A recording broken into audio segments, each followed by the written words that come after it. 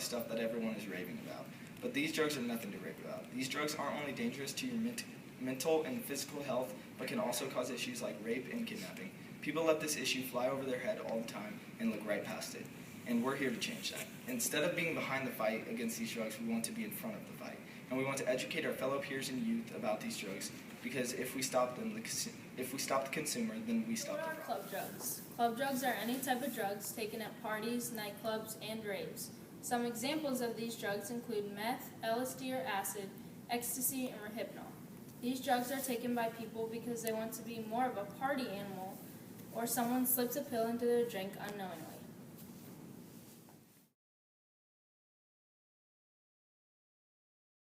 Now the problem with club drugs is that once they're in your body, there's nothing you can do to stop the effects of these drugs.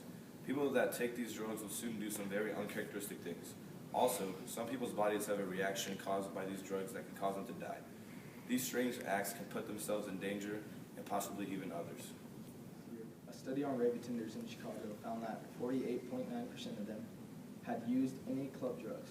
29.8% used LSD, 27.7% used ecstasy, and 8.5% used methamphetamines. Rave attenders use club drugs with other drugs such as marijuana, alcohol, and cocaine crack, which can make these drugs even more dangerous. Now you're probably asking yourself, what do these drugs even do to your body? And the common outcome of these drugs is the person who takes them forgets what happened, or they pass out from the effects. And these drugs cause women to not be able to say no to sex because they don't know what is going on. And if the girls do find out they were raped or sexually assaulted, then they don't tell anyone because either they feel like it's their fault, or because they chose to take the drugs, or they are scared that no one will care because people tell them they shouldn't have done the drugs in the first place. Another major issue is human trafficking. People will go to nightclubs or random people's parties, have no idea what they will be doing there. Sick people will try to drug others and get them immensely drunk and try to take them after without anyone noticing. Many wonder how teenagers even get these drugs in the first place.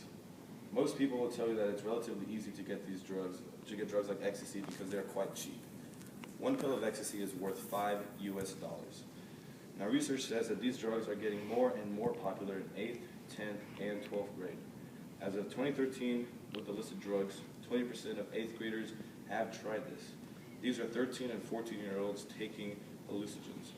Illicit drugs are used by 39% of 10th graders, so there is a pretty big jump in between 2 years, and that is most likely because of peer pressure and influences.